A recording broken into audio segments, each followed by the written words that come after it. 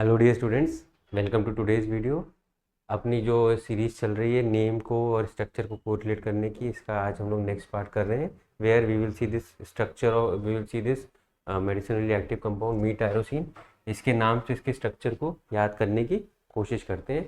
फटाफट से पहले हम लोग इसके स्ट्रक्चर बना लेते हैं, इसका कोरिलेशन करने की कोशिश करते हैं। टायरोसिन पे ऑलरेडी मैं एक वीडियो बना चुका हूँ, जो इसकी प्ले इस वीडियो की प्लेलिस्ट में आपको मिल जाएगा।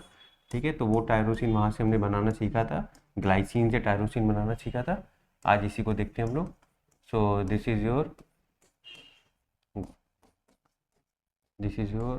टायरोसिन। ठीक है, this is your tyrosine molecule which we have seen that day. ठीक है, अब मी टायरोसिन के केस में जो टायरोसिन होता है, टायरोसिन का ये जो कायरल कार्बन होता है, उस कार्बन पर हम लोग H को वहाँ से रिप्लेस करते हैं।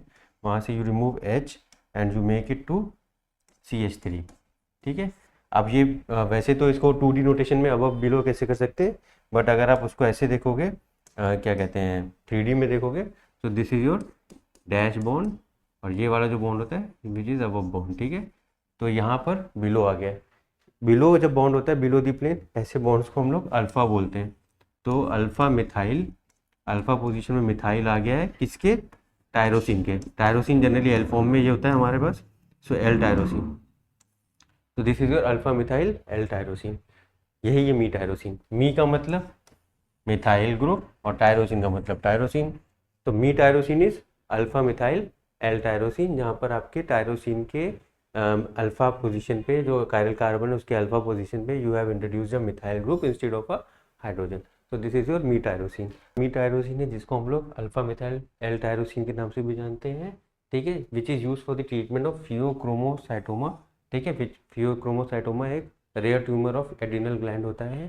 ठीक है, इसका मैकेनिज्म ऑफ एक्शन में आपको जो टायरोसिन हाइड्रोक्सिलेज है इसको इनिबिट कर देता है, जिससे टायरोसिन से आपका एल डोपा नहीं बन पाता और आगे जाकर आपके जितने भी कैटेकोलामीन्स वाले जितने भी न्यूरोट्रांसमीटर्स है, एपिनेफ्रिन, नॉर एपिनेफ्रिन, डोपामीन, उन सबका सिंथेसिस इनिबिट हो जाता है।